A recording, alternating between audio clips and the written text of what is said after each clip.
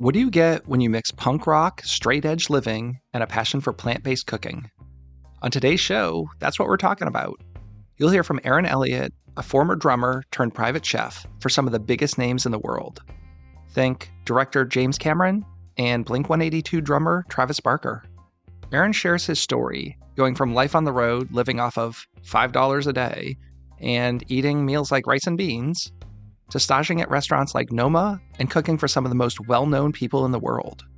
Whether you're vegan or not, or if your musical taste is more aligned with Taylor Swift than Rancid, this is an episode you're not going to want to miss. This is Chris Spear, and you're listening to Chefs Without Restaurants, the show where I speak with culinary entrepreneurs and people working in the food and beverage industry outside of a traditional restaurant setting. I have 32 years of working in kitchens, but not restaurants, and currently operate a personal chef service, throwing dinner parties in the Washington, D.C. area. When Aaron was just 13 years old, he embraced the straight-edge lifestyle. It was introduced to him through a middle school friend who was into Minor Threat. DC represent! This led to a vegetarian lifestyle, and now, 25 years later, Aaron's a vegan.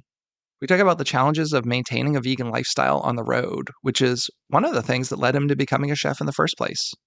We discuss having the confidence to cook the food that you're really passionate about. When he started his private chef journey, he wasn't cooking vegan food. He was still cooking meat and dairy.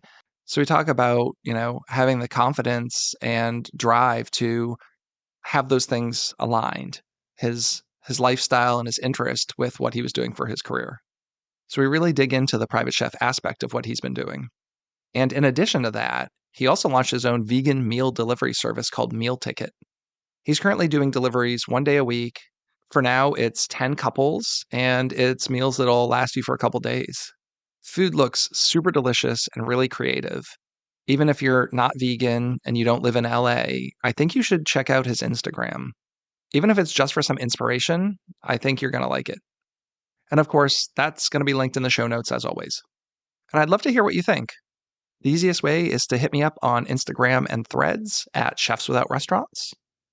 You can also go to chefswithoutrestaurants.org to find the latest podcast episode, but also our private Facebook group and a bunch of rotating links to things that I think are interesting. And of course, if you're enjoying the show, please tell people about it. Spread the word, spread the love. I know you have a lot of choices about what you listen to and how you spend your time, so I really appreciate you checking out the show. Thanks again, and have a great week. Hey, Aaron, welcome to the show. Thanks so much for coming on. Hey, Chris. Thanks for having me. I'm really excited to talk to you today because I'm both a chef, so obviously I love having chefs on the show, but I'm also a big music fan, and you're someone who has a music background, so that was really interesting to me. I actually took my kids to see Green Day 2 days ago, so starting the kids off young, getting out to some rock shows. Is Green Day on tour with Rancid right now? So, yes, and we had a thunderstorm. Rancid played 2 songs and did not get to come back out. I had my Rancid shirt.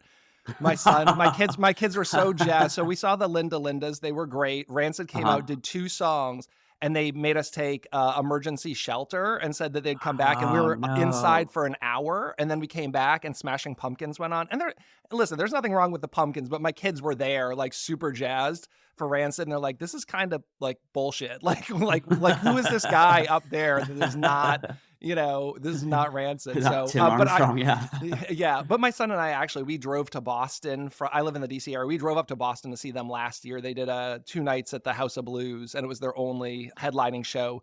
So we did get to do that. So my kids are big music fans. My daughter's 12. She plays bass in a rock band. So cool. Yeah. Congrats, man. That's amazing. Yeah, we're really into music. So when I heard about you, I was like, oh, well, this is really cool because I'm a lifelong music fan. And, anytime you can kind of have the intersection of music and food, which we're going to get to because I think there's a lot of similarities, which, maybe you see as well. But so let's kind of back this up and start talking about the music. So you were a drummer in a punk band. Like, did you grow up loving music and playing as a kid? Like, what was that like?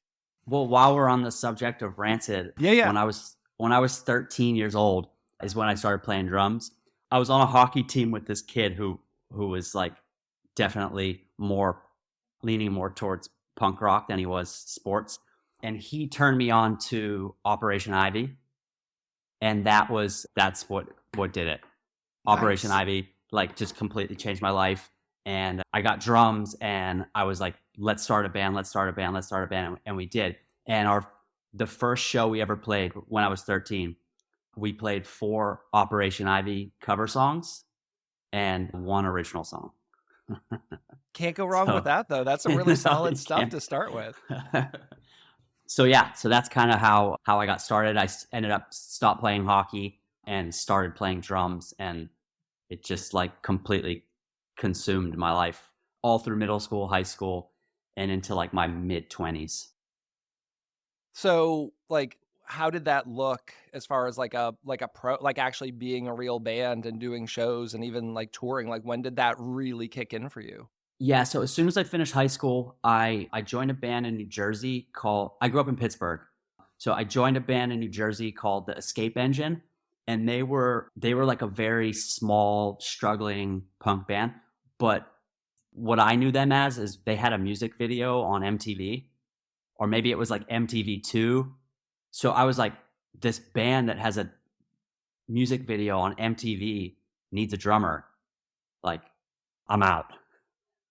So I moved to New Jersey, played in their band, ended up going on tour with them. And, we would be touring the Midwest and playing to like 12 people a night. So it was nowhere near what I thought the band would be. Not as glamorous like popularity as you wise. imagined it. Yeah.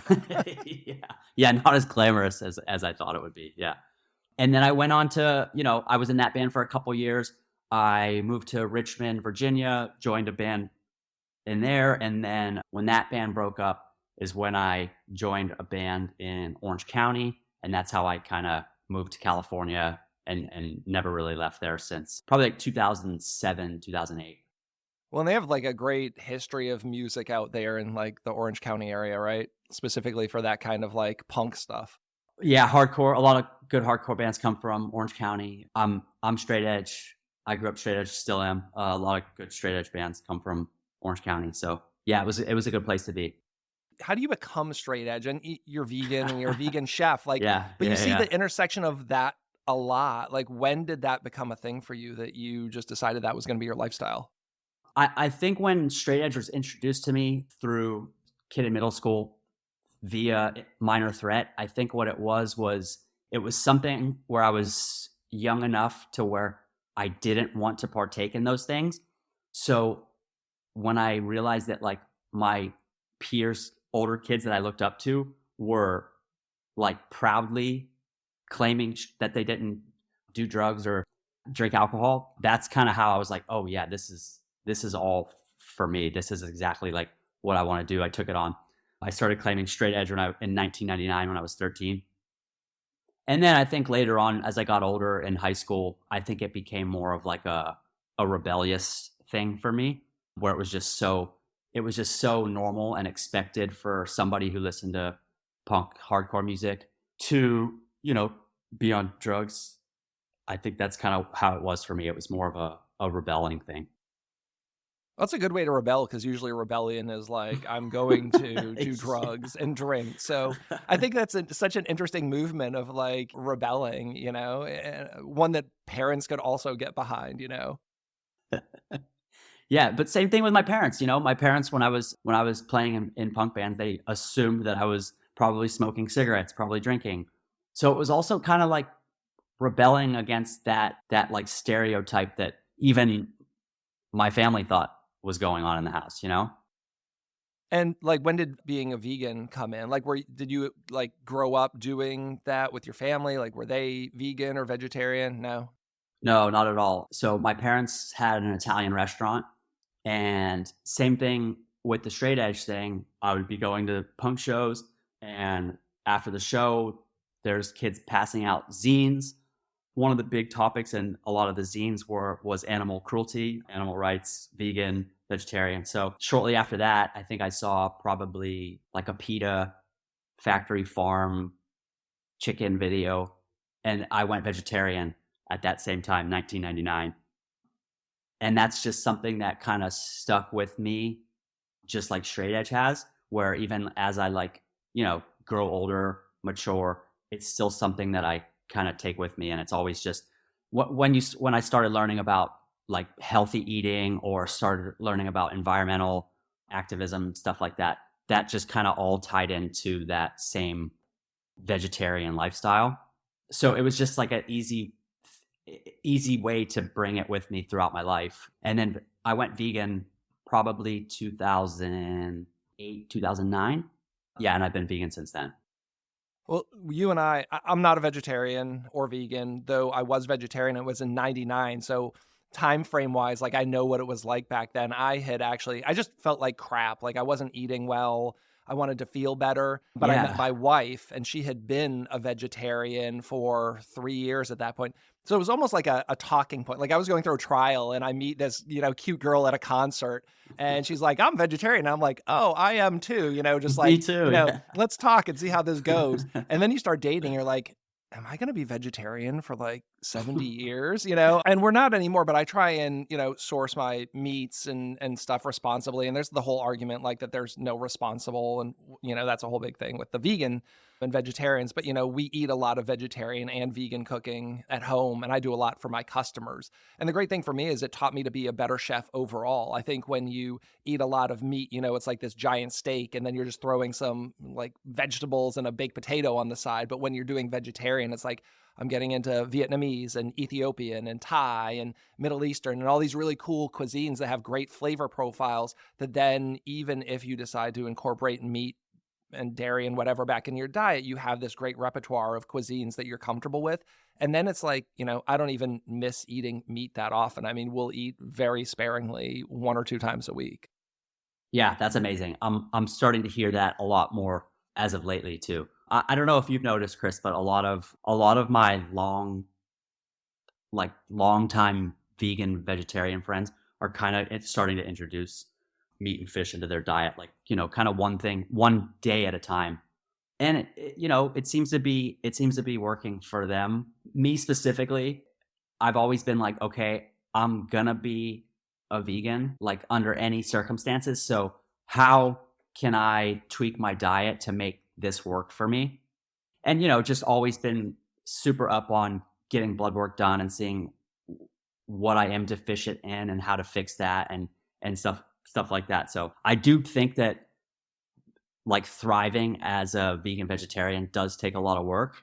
I'm willing to put in the work to make it right. And I think there's a difference between, so many people do it for different reasons, and health and animal cruelty are two very different things. I mean, animal cruelty is like, it is what it is. You're killing an animal, right? But for me, when I went into it from a health wise, it's like I was eating, a lean, boneless, skinless chicken breast, but now, I'm eating like a processed, veggie burger, or I'm having like fried eggs with cheese. It's like I'm eating more fat. I'm eating less healthy. I wasn't vegan. And you're looking at, it's like, well, my health has actually gone down. So, like really looking at what you're eating and how you're eating it. And I think that's one of those challenges. But if it's, like, I don't believe in killing animals, and that's a pretty clear cut, we're going to do whatever it takes to like not eat animal and animal-based products. Yeah, exactly. So I assume it was really challenging for you on the road to eat this way when you were in a band, especially as you get to maybe less big cities. I'm sure if you're hitting, DC, Boston, LA, you can find some places to eat, but you're out in Iowa somewhere and like, what are you going to eat for dinner? Is that the case? That's 100% the case. And funny enough, that's kind of how I got into cooking for myself anyway, because that was the case. It was so hard to find food, and our payment at the time was $5 a day. So that's what we were living off of when we were on the road. So I would bring a rice cooker on tour, and we'd get to the venue. I'd set up my drums. I'd plug in the rice cooker, and I would have like dried lentils, quinoa, brown rice. I would throw it all in the rice cooker, turn it on, go back to, whatever I was doing with setting up the drums. And then in an hour I would come and eat my steamed grains, legumes. So really glamorous living, $5 a day, and like rice and beans in the back. Very glamorous, yeah. But that's how that was like my first step into kind of falling in love with cooking for myself. And yeah, that's kind of how it all started. And again, like if this, was years ago, it's gotten easier, right? Like in 2024, it's so much easier to find great products that are vegetarian, plant-based, whatever. But, you know, 10 plus years ago, not as easy. Not as easy, for sure. Yeah. So how did that continue to grow? Like you were teaching yourself, like cooking and just doing it for yourself on the road, and then what, like cooking for other people as well while you were out? So no, those three techniques that I just dropped on you, that was the extent of my cooking while while I was on tour. And so I just so happened to be playing in a band in Orange County with a friend of mine named Ryan Wilson. Ryan's brother, CJ Wilson, was a pitcher for the Texas Rangers, and he was aware of me like making these meals for myself at the venue. And when the band broke up, he reached out to Ryan and was like, "Hey, would Aaron want to come out to Texas and be my private chef for me?" He's like, my diet's kind of gone to trash.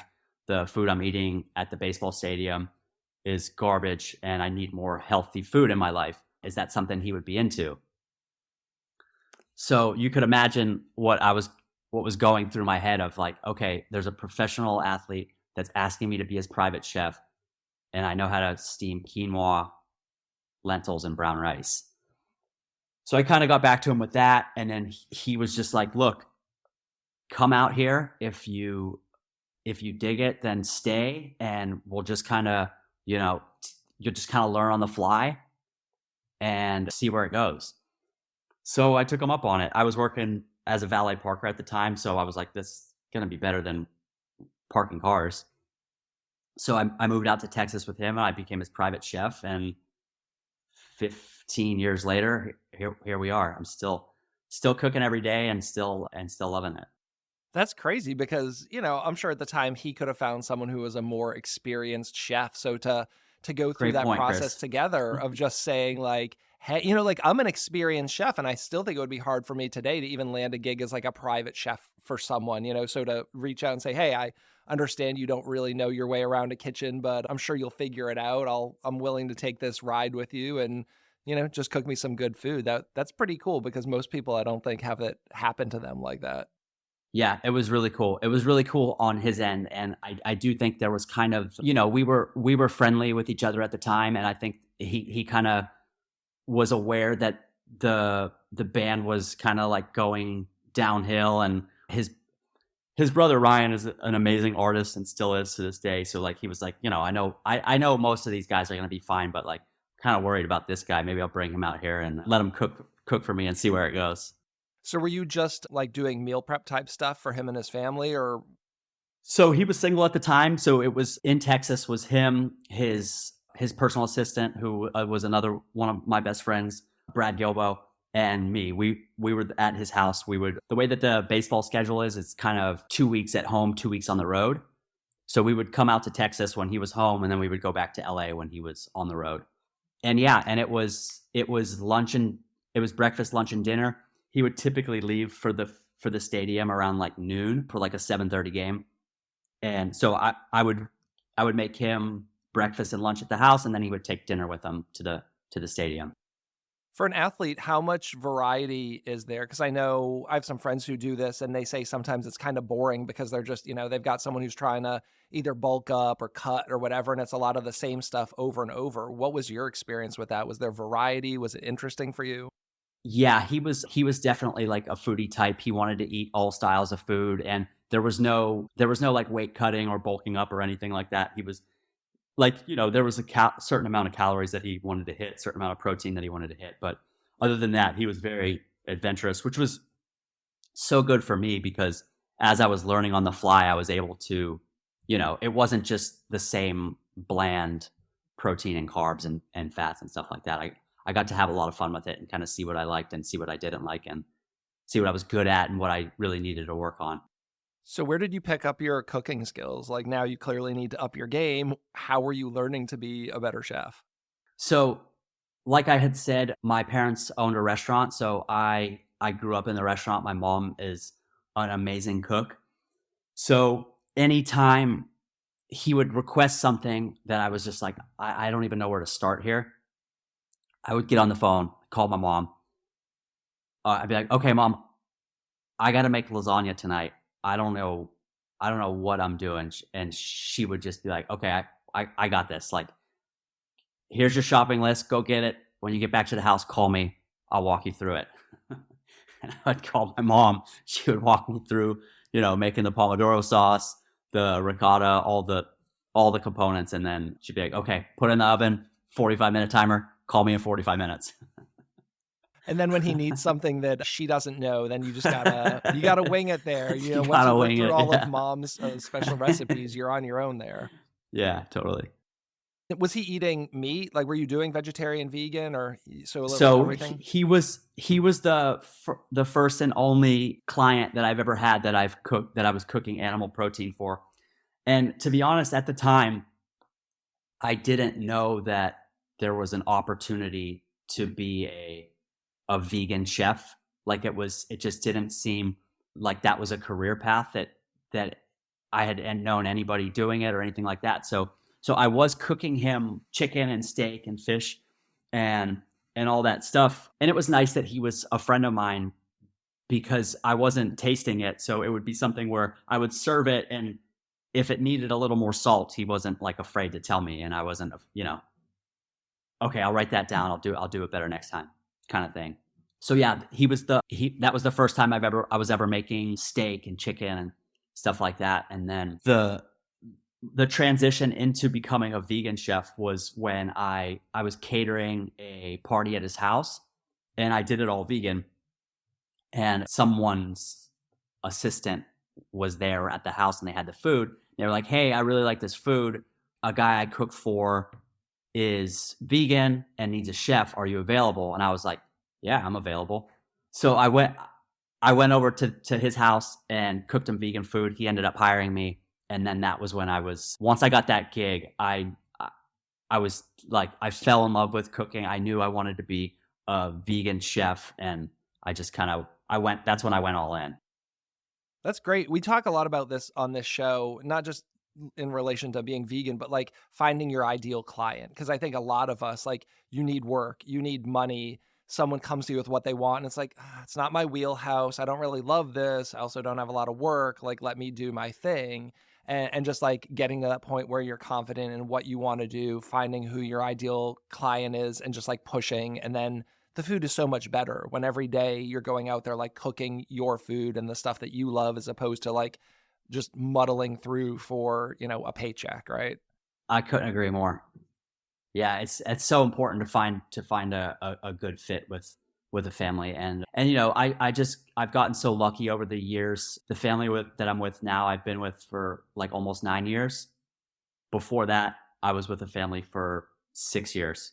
So I'm able to find these like perfect fits and just kind of stick with it for as long as possible.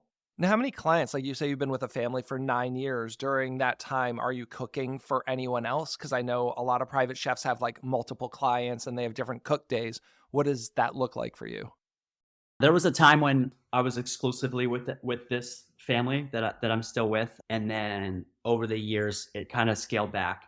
Now I'm there 3 days a week, and I'm able to have 2 other clients as well. And I'm also able to do Meal Ticket, which is the meal delivery service that I just started in January. Yeah, well, let's talk about Meal Ticket, because the food looks amazing. Oh, thanks. But you're also only cooking for 10. It's for 10 people, is that right? It's kind of like, what does that work? It's first come, first serve. So okay. What happens is I'll post the menu on a Wednesday night, so that'll go out in a few hours, and I just post it up on Instagram. First 10 to DM me, they got the spot. So now, is that multiple days? Like, I see there's a whole bunch of stuff. So is that set up where it's like 5 entrees, or is it like composed? Because I see there's like a pasta and a salad. Like, how many days are people getting out of one of those pickup orders from you? Yeah, so each menu has 6 items, and each menu feeds 2 people, and it's meant to last, I would say, about 3 to 4 days of lunch and dinner for 2 people. That's pretty good. I mean, especially if you don't have to cook, right? Yeah. It's a lot of fun too. It's a lot of fun on my end, and yeah, I'm just having so much fun with it. So where did that come from, the idea to do that? My younger brother Jake is also in the restaurant business still, grew up in a restaurant and still is today. So he works front of house. He's the general manager of restaurants. And our dream has always been to open a restaurant.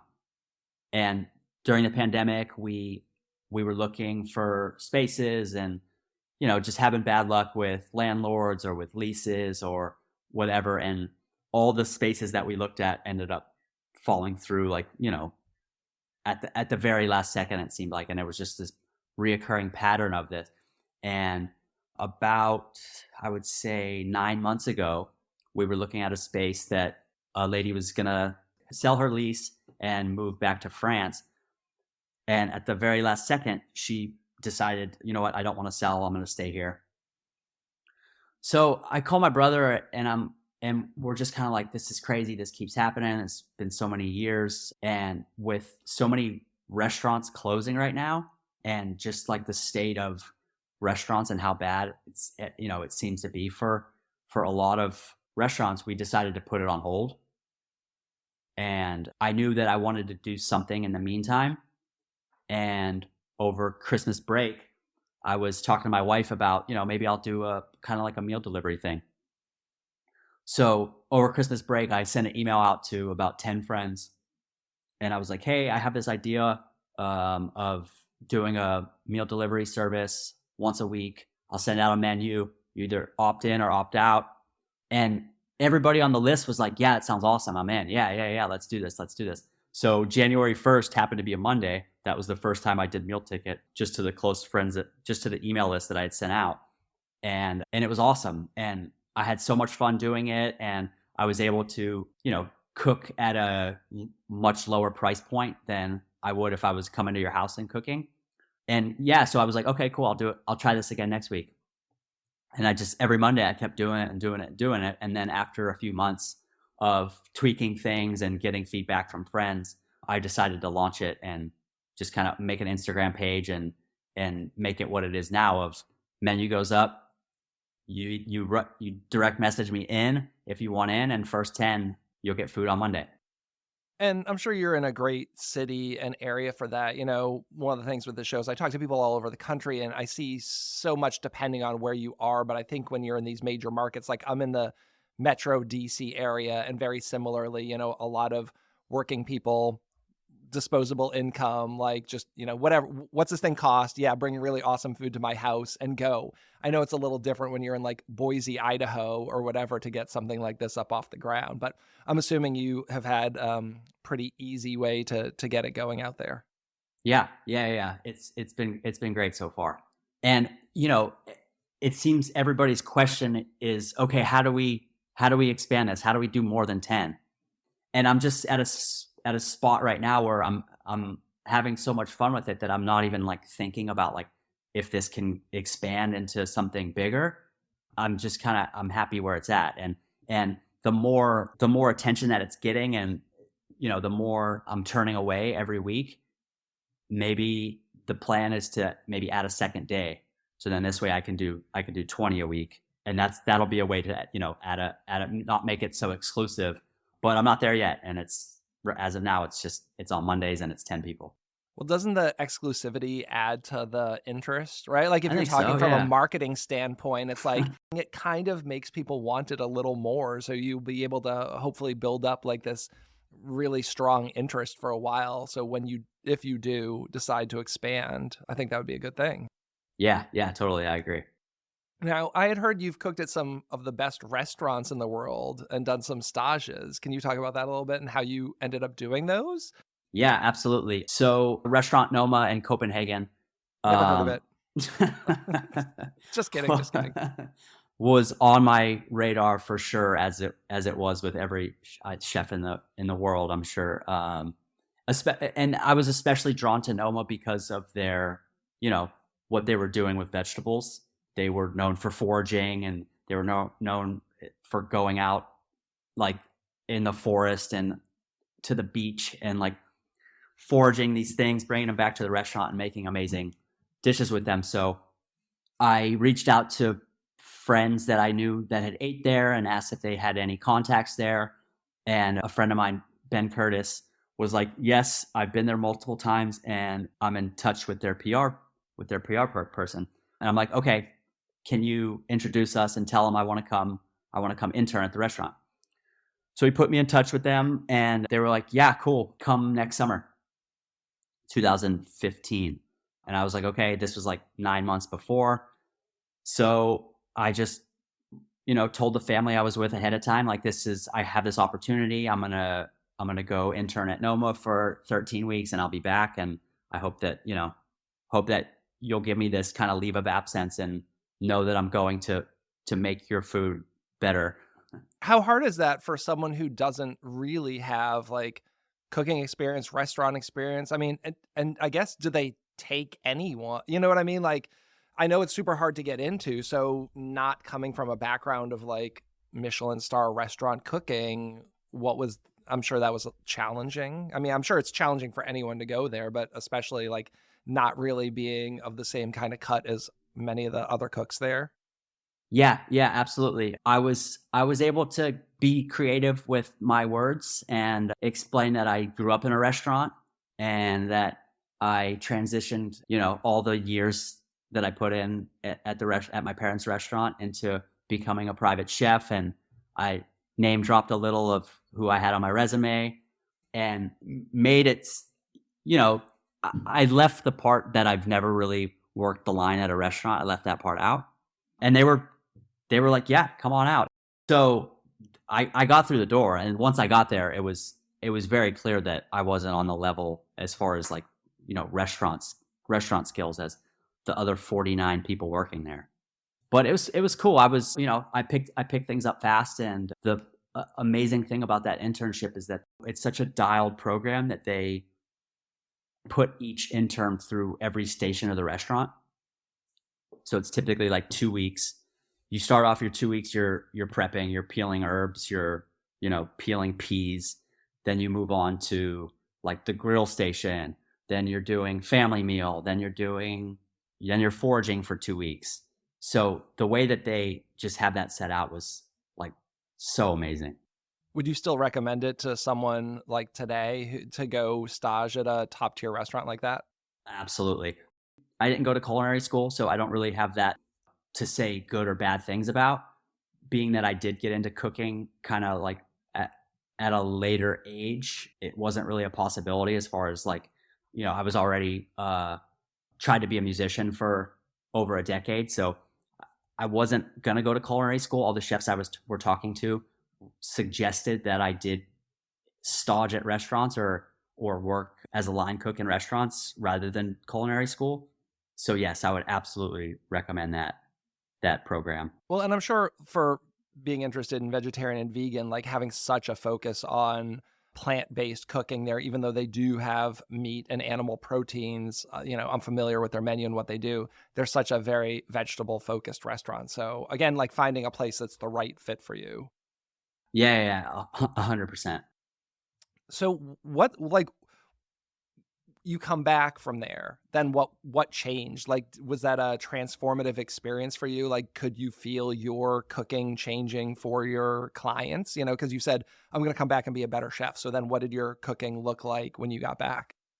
Well, I think I was just so inspired by the way that they were creating their dishes based off of what was available to them. And that's when I started getting obsessed with the farmers markets around Los Angeles and just having the mindset of, okay, I'm going to start my day at the farmers market and I'm going to buy what's available and I'm going to come back to the kitchen and figure out what the menu is going to be based off of what I just picked up at the market. And I guess your clients have to be somewhat, I mean, it sounds like they had already bought in, but I know that that's not always the case with everyone's clients. Like some are a little more particular and they like this and that, and they like to have the menu spelled out, but it sounds like you have a little more leeway with who you were cooking for to just kind of run with that. I had a lot of flexibility. And I think it was so nice because, before my internship at Noma versus after, it was like they had a completely different, like a whole new menu, basically. rather than just having the things that I was used to, the same, whatever, 12, 13, 14 things that I was making. Now it's just like this whole like secondary menu that we get to choose from.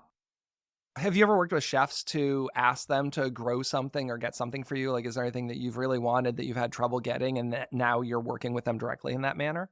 Yeah, absolutely. Funny that you asked that. So the family that I was with during the internship at Noma was James Cameron and his family, who are big time vegans. Makes movies, right? That James Cameron? Yeah. He's an indie movie filmmaker. So they had I don't think they still do, but they had a school called Muse. And Muse was known for the farm that was on the school. So I was able to work really closely with Paul Hudak, who was a teacher. He taught farming at the school, but was also in charge of growing, foraging, and then bringing this food to the kitchen at the school. And we became like so close. And it was just like, I had this in Copenhagen. Is there any way we can get the seed and we can plant it? And yeah, we still have a good relationship to this day, and we're still just like bouncing things off. He put me on to, have you ever had a habanada? So I love row 7, and I grow a lot of the row 7 seeds. So I've seen have you ever seen the videos of them playing like Russian roulette with a bowl of like, it's like 9 habanadas and 1 habanero in there? No, just like that's passing amazing. the bowl around the table. Are you familiar with like row 7 who started the habanadas and all that No. with Dan Barber and them? Yeah, I know Dan Barber. So like in conjunction with that, like he was really investigating like breeding vegetables for flavor and not necessarily yield or whatever. So that was like a Dan Barber project. So like every year I buy the seeds. I just got their sweet garlic seeds, which is like a garlic leek hybrid they have. And then they have all these like funky fall squashes and their cucumber that I think was just called an 828 or something. And they say that's like really good for grilling. Like it's a little firmer, less seeds, less water. And those are cool. So every year I buy seeds from row 7. So I've been growing the habanadas for like 5 or 6 years. Oh, I'm going to flip this to Paul as soon as we get off here. And that's amazing. They have some really great stuff. Yeah. And I met one of their seed breeders or scientists at a culinary convention in Philly back in 2020. So it was really interesting. Like when they were just starting their seed program there. So I love that kind of stuff because you go to the grocery store and even to some extent the farmers markets, it's like the same tomatoes that like everyone has, but then you go to a nursery and there's like 80 kinds of tomato plants. Like, why are we just stuck with the same, 1 or 2 kinds? And I understand a lot of why, but as a chef, it's frustrating because I want like the good flavorful stuff. Yeah, for sure. Yeah. No, those habanados are pretty cool. So cool. Looking at meal ticket, what has been the most fun for you with that? Like, are there dishes that you love? I see a lot of this artichoke thing. Like people talk about the artichoke sandwich, and maybe I've seen that. Do you have some favorite dishes or signature dishes or things that you really enjoy doing with that? Yeah, the artichoke sandwich has been a favorite lately, which is awesome because being that it's fried, it was something that I would make for dinner parties but because it's breaded and fried, I was like, I don't think this is going to work with meal delivery because, there's a chance that if I'm frying this on Monday, someone might not get to it till like Thursday. I don't think it's going to hold up like from a flavor crispness standpoint. But I was like, you know what? Let me try it. Have you ever worked with mochiko flour? Yes, but only a couple times. Like the rice, is it a rice flour? Yeah, it's a sweet rice flour that they used to make mochi with. Yeah, my daughter and I made some desserts last year for her birthday, like these little like mochi squishy kind of flour shaped desserts with it. I think, but I don't know that I've used it for anything else. So I had mochiko flour and I'm like, you know what, let me try it with this. Let me try it with mochiko flour and topo chico. So I make it, I send it out, and every text that I got was, I'm eating this like 2 days later, 3 days later, and it's still crispy and crunchy. And like, how is this happening? And it's because of the combination of the mochiko flour with the sparkling water that it's just, and I tested it at home. I did it with some cauliflower, like kind of like a cauliflower tempura, fried it, put it in the fridge, took it out, a few hours later, and it still has that like crispness to it. So is it a wet batter? Is it like mixing the water in that and you batter it and like is it shallow fried or deep fried? It's shallow fried. Mm. Wow. So then I guess what do you do? Just throw it in like a frying pan just to like warm it up and it crisps it back up, or the oven or something? Yeah, exactly. So with the food, I send out heating instructions for all the food as well. So yeah, that's a reheat in the oven. I don't think it would be crispy if you put it in the microwave. But and is it a whole, like, is it artichoke heart? Is that what it is? It's like a smashed artichoke heart, or? Yeah, so it's an artichoke that gets steamed and peeled, and then the artichoke heart gets marinated in pickle brine. Ooh, sounds good. And then take it out of the pickle brine, put it in the batter, fry it, and then it comes with fermented Fresno buffalo sauce, ranch dressing, and slaw. I want one of those right now. I might have to like figure out how to bullshit one of those with some of the stuff I have in my house. For sure. How do you decide like what to make like from scratch versus buying? Like, what's that look like for you? Because there's so many, like you can buy great fermented stuff. There's maybe a local producer who's making like a tempeh or tofu or something. How have you balanced like buying a pre-made product versus doing it yourself? Yeah, so I'm trying to do everything from scratch. So, started making vegan mayo with the aquafaba chickpea liquid, which turns out so awesome.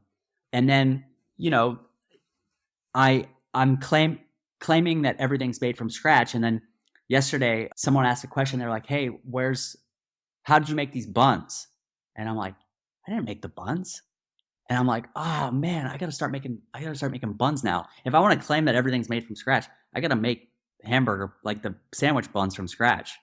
So that's kind of how it is. It's one step at a time, but over the 6 to 7 months, pretty much we're making everything from scratch. And if you grow and scale, that gets to be tough, because I did the same thing when I started my business, but I have so many different, like the way I work is I have a different person like every day. So it's not like your set menu. And the first time I had a gluten-free customer, I made like gluten-free crackers to go with pimento cheese. And then you're like, what? And it was one person of a party. So it's like a party of 10 and one person's gluten-free. And you're like, what am I doing? Like, this is not sustainable, because tomorrow's party is totally different. And the day after, like, you can't be making gluten-free crackers. But I said like, I'm going to make everything. And then I'm like, that doesn't really work. Like the things that really matter, I'll make, but like maybe find a really good gluten-free cracker if I have like one person at a party. Cause it just, I couldn't figure out that part. Yeah, for sure. What's I'm struggling with, what I'm finding as like a big challenge, is with the fermentation, pickling side of it. So like, I know next week that I want to have a Reuben on the menu. So I almost have to start, because I always do the menu on Wednesday, but I need to now almost be like 1 week behind for those reasons. So now when I was prepping on Sunday for Monday, I was like, I added to the prep list. I'm like, okay, I need to make pickles. I need to make sauerkraut, and those need to sit on the counter until next Monday. Yeah, there's no way to speed do that. You can't sauerkraut is not just a tomorrow project. And if it does fail for some reason, the fermentation didn't work, I can always go to farmer's market and buy pickles or sauerkraut or stuff like that. And what I do like to do is, if it is something that I'm not making from scratch, for instance, like on a Reuben, I'm not going to make the sourdough. So I'll go to an awesome bakery here and I'll shout them out on the menu to just be like, look, not only am I promoting this place, but I'm letting you know that like I didn't make this sourdough this week.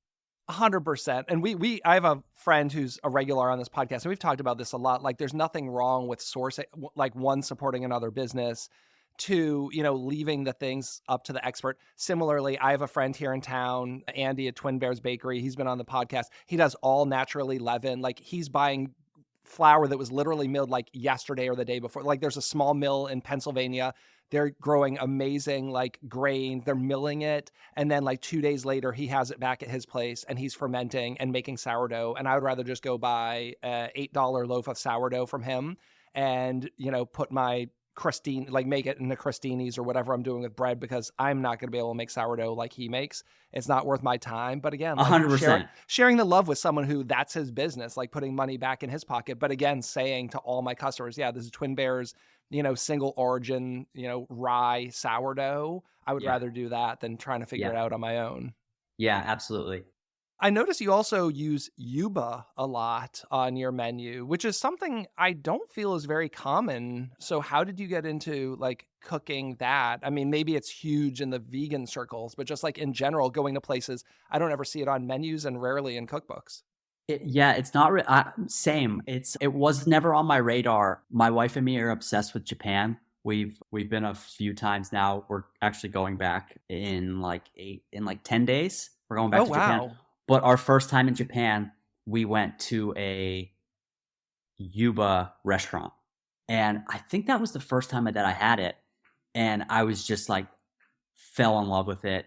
Came back home, sourced it. There's this company called Hodo. Hodo makes tofu, but they also make yuba. So I got Hodo yuba and just started like basically playing around with it. And it's really good at taking on a marinade similar to tofu is. And it's the way that you slice it, it can almost like replace noodles in a pasta dish. And the reason I like to do it so much with Meal Ticket is because I like to use yuba as the protein of a seasonal item that is basically the showcase of what I picked up at the farmer's market that week. So I had it on last week's menu, and I had squash vines with it. I had Japanese broccoli, red shishito peppers, yellow squash, braised leeks, just like basically everything that I found at the farmer's market. Came home, figured out a different way to kind of cook everything up, and then serve that with yuba. And it's almost like kind of like a stir fry vegetable dish, but with yuba. That's what a lot of people do with chicken breast, right? Like it's a pretty plain blank canvas, like almost any sauce, any vegetable. It's like, okay, I know I'm just going to use that for the protein. What do we have that's like fresh and seasonal? That's a perfect comparison. I saw is it yuba andouille, something that was on your Instagram? Is that something you're messing around with? That's something that I'm messing around with. That's a mouthful. And yeah, my buddy Sean, who works with me for the family that I'm with now, we have days that overlap, and he's an amazing chef and he's a meat eater. So I'm able to bring things like yuba andouille, because I've never had andouille before. Yeah. So no reference point, right? I don't have a reference point. So I'm able to make something like that and kind of bring it to him and be like, okay, taste this. Let me know if you like it or not. And then from there, does this represent andouille in any way? Or what's it lacking? What's it need more of? And just kind of go from there. If it is something that I'm going to try and mimic, because I don't have to call it yuba andouille. I could just call it crumble, like yuba paste or something like that. Well, I think that's the interesting thing is like reference points. So if you're cooking for people who have been vegan or vegetarian for a long time, like they might not know. But then if you have someone like me who eats meat, or like, let's say I even recently became a vegan, like I would know. You'd be like, oh, that doesn't really taste like that. So it's like, finding that balance of if you've never had it before, but has your customer ever had like the original version? And if they haven't, then you can kind of do whatever and they'll be like, oh, okay, I guess, sure, that's what that tastes like. Yeah, but I don't want to call something andouille if it doesn't even have any resemblance to it other than appearance. So that's something that if it doesn't work out, I'm totally fine with just calling it something else. Now, are you like this could be a long thing, and I don't want it to be a long thing, but like thoughts on like all these pre-prepared, like there's vegan chorizo crumbles, like the super processed, like that doesn't seem like your thing that you're really into, but like what are your thoughts on all of those super processed vegan foods that, sure, we're not killing animals, but we're also putting a ton of weird stuff in there? Yeah, no, I'm not really into it at all. I think that there's a place for it, and I think that it's like you said, we're not killing animals. I think it's amazing that it exists, and I think it's a good kind of transitional item for somebody who's a little bit more curious of that. But I think personally for me, when I do try new products like that, I think it's really cool the first few times I have it, and then eventually the novelty of it kind of wears off, and then I just want to go back to eating vegetables. Yeah. And then sometimes it inspires me to find a way to make something close that's maybe not the same. Because like there is a pretty decent vegan chorizo, but I find it so salty from like the processing. You're like, okay, I like this Absolutely. idea. Like I can buy a no salt chorizo spice and just, figure out what the protein's going to be in that. And it won't taste exactly the same, but like to get the salt, like my mouth is already watering just thinking about like how salty some of those things are. You're like, ooh, that's a lot. Yeah, and that's what I like so much about. That's why I chose the crispy artichoke sandwich when you asked me what I'm excited about, is because clearly it's inspired by a buffalo chicken sandwich, but nobody's biting into it and being like, "Oh my god, this tastes exactly like chicken." It's like, no, this is clearly an artichoke heart. Yeah. Nothing wrong with that though.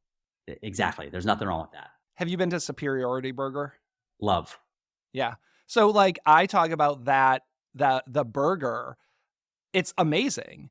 I'm not like and I've been to Brooks's restaurant. I haven't been to the new one yet. I want to go to the new one, but like me back neither. when it was like a little 6-seater with the weird like arm that swings around in front of you, But you eat that and you're like, I would rather eat this than a beef burger like any day of the week. And I have his cookbook and I've made them at home. But you're not going to say like, oh, this tastes like beef. But you're like, this is an amazing friggin' burger. And I would rather have that than any of those major like meat replacer burgers on the market. I just tell people like spend an hour, prep out a dozen of these, put them in your freezer, and you're going to be so much happier having that at home than like these other things that I don't think resemble meat or vegetables. I couldn't agree more. I don't need my veggie burger to be bleeding. Yeah. And there's another hardcore music guy who, with the vegetarian cooking and stuff. I've never met him, but he's so awesome. I love what he's done with Superiority Burger. And there's just so many things that inspire me that come from that restaurant. I remember when they first started, he was making zines. Yeah. I don't know if you, yeah. And I had my friend who lived in New York. I was like, hey, please go grab me one of these zines. I like need to see what he's doing. And I just think that's one of my favorite restaurants for sure. Yeah, I'm super inspired by what he's doing. And again, like that's the kind Me of too. food I love and would love to see more places like that. I would eat like vegetarian and vegan all the time if that food was around. And I think just having conversations with people like you inspire me to like look at what I'm making this week for my family and for my customers and be like, what can I do that's like really awesome? Like I had Steve Sando from Rancho Gordo on the podcast, and he sent me a box of like 12 pounds of like 12 1-pound bags of beans. So I have all these beans in my pantry, and it's like, okay, what am I going to like make with this? I need to just throw a pot on, cook some beans, and then I'll figure out what I'm going to get into.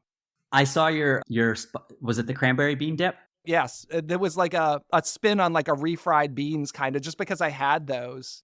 I'll be making that this week. You know what the trick that I picked up in from another chef who it was his recipe for black beans is like brining, like you don't cook any salt in the beans, but afterwards when they're done, you soak them in a salt water brine for like an hour. And it really like seasons them well. And it just like, almost like, I don't know if it breaks them down, but like after you've cooked his recipe for black beans, like you cook your black beans for, 2-3 hours, whatever, drain them off, but then put them in salt water. And I don't remember what the ratio is. I'd have to look like 2% or something like that, and then just let them sit and then drain them off, and they come out so much more flavorful, and then you don't need to add any salt to whatever you do. So it's a chef in DC who has Mexican restaurants, and his recipe for black bean, I think it was like for black bean soup, was in a cookbook, and I picked up that trick, and now that's how I cook all my beans, is like no salt goes in when you're cooking. Oh, amazing. But afterwards you strain them out and give them a salt water brine for about an hour, and that's, and it's like, for one bag of beans is maybe like a tablespoon of salt or 3/4 of a tablespoon salt water. Yeah. Oh, I can't wait to try that. Yeah. Transformative, like a really cool technique. And that's the kind of stuff I love. Like you just pick up that trick, you see like one thing in a cookbook or something somewhere, and it's like, I can apply this across the board, like anytime I cook beans now. Yeah. Yeah. Well, what didn't we talk about that you want to share with our listeners before we get out of here today? Is there anything that is on your mind? No, I can't think of anything. This has been awesome, man. I'm so happy that you had me on. I'm glad that you came awesome. on. I again, like when I have these conversations, I get inspired to go back to looking at like vegetarian and vegan cooking. So this might have been what I needed at this point, is like a good reminder that I should be making awesome food like that. And I have a lot of customers who ask for this, so I'm always trying to like put together interesting menus. It's so weird. Like there's such a stigma with non-vegetarians and vegans. So like people say, I don't want that vegan food. I'm like, like guacamole and chips is vegan, right? Like, Yeah. They just have this like really weird, like I can make, instead of shrimp and grits, like a tempeh and grits. Like that's one of my signature dishes, is like a vegan tempeh and grits, So if I have a dinner party where 8 people are having shrimp and grits, it's like, I just make it with vegetable stock, and I'll take some tempeh and like I parboil or steam, and then I like do this hard saute and do like a stewed tomato on top and some smoked paprika amazing. to kind of like mimic the flavor of bacon. Like I have Spiceology makes a candied bacon spice. So there's no meat in it, but it's like brown sugar, dried sriracha, smoked paprika, some chilies, and it gives you like a flavor of bacon, but not. So I'll add that into a lot of my vegetarian and vegan dishes to kind of give you that like smoky, salty kind of umami that you would get out of a bacon, but without bacon, or adding like a processed like vegan bacon. Yeah, that sounds amazing. Because I'm a music fan, I want to ask you, do you have a favorite drummer? Like, who's your favorite? Is there anyone who inspires you, like as a drummer, like maybe even to this day? Yeah, John Bonham was always my favorite growing up, and I was always a huge Travis Barker fan. Yeah, I can get down with Travis. Yeah.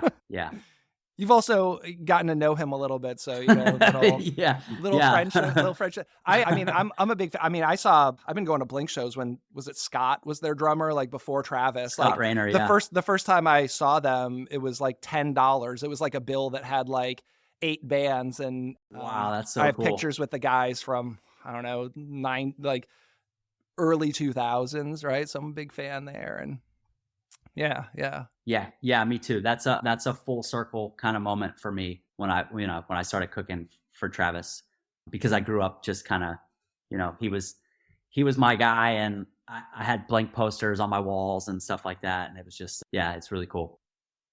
Thanks so much for coming on the show. I enjoyed talking to you, and I hope we cross paths again at some point. Yeah, I hope so too, man. If you find yourself in DC, Pittsburgh, or Philly or whatever and have some time, give me a holler. I definitely will. You're still here? The podcast's over. If you are indeed still here, thanks for taking the time to listen to the show. I'd love to direct you to one place, and that's chefswithoutrestaurants.org. From there, you'll be able to join our email newsletter, get connected in our free Facebook group, and join our personal chef, catering, and food truck database so I can help get you more job leads. And you'll also find a link to our sponsor page, where you'll find products and services I love. You pay nothing additional to use these links, but I may get a small commission, which helps keep the Chefs Without Restaurants podcast and organization running. You might even get a discount for using some of these links. As always, you can reach out to me on Instagram at Chefs Without Restaurants, or send me an email at chefswithoutrestaurants@gmail.com. Thanks so much.